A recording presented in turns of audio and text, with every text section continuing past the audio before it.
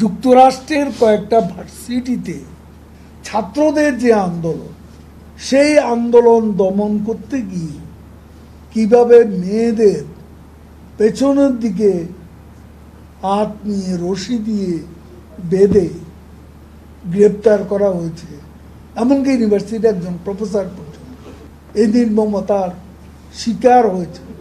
তা আওয়ামী লীগ সরকার তো বিএনপির সাথে ব্যবহার করেনি। বিএনপি নির্বাচনে নেই, সেটা অনেকেরই আজকে মেনে নেওয়া কঠিন।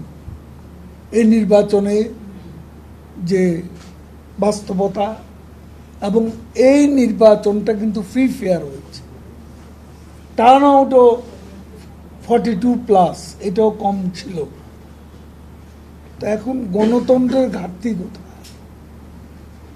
সংসদ আছে, সংসদ চলছে, সংসদের বিরোধী দল সরকারের সমালোচনা করছে শুরু থেকে। আমরা তো কারো মুখ বন্ধ করে দিয়েছি। বাইরেও যারা সংসদে নেই, বিএনপিও যখন যা করছে ফ্রি স্টাইল বক্তব্য দিচ্ছে, তারপর তারা আজকে একের পর এক সমাবেশও করে দিচ্ছে। তারা 28 অক্টোবর যা করে গিয়েছিল, নির্বাচন বয়কটের পর তাদের উপর দমন নিপীড়ন যেটাকে বলে, সেটা তো হয়নি।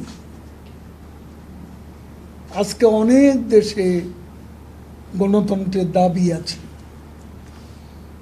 বিশ্বের বহু নামি দামি দেশে মানবাধিকারের তারা প্রবক্তা, গণতন্ত্রের প্রবক্তা।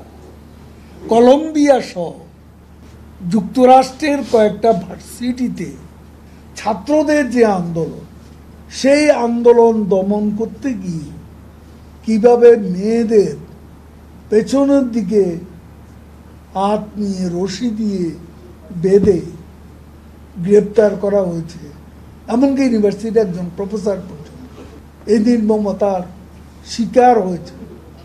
আজকে আমি আল জাজিরা কলম্বিয়া ইউনিভার্সিটির একজন ছাত্রীর প্রতিক্রিয়া শুনছিলাম।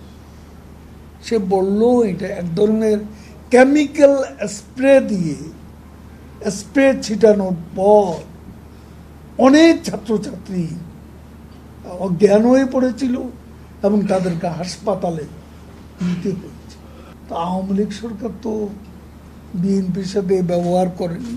তারা যে রিসেন্টলি এই ইলেকশনের পরও, বয়কট করার পরও তাদের কোনো সভা সমাবেশে যেখানেই তারা করতে চেয়েছে, তারা সভা সমাবেশ করতে পারছে বিনা বাধা। আমরা তো কোনো প্রকার হস্তক্ষেপ, দমন নিপীড়ন যেগুলো তাদের মুখের ভাষা, এগুলো তো বাস্তবে নেই। এখন আপনি বলেন আমার গণতন্ত্রের ঘাটতি। আমি যদি বলি গণতন্ত্রে আমরা অনেক দেশের তুলনায় সারপ্লাসে আছে, ডেফিসিট সারপ্লাসে আছে, সেটা আমি যুক্তি দিয়ে বলি।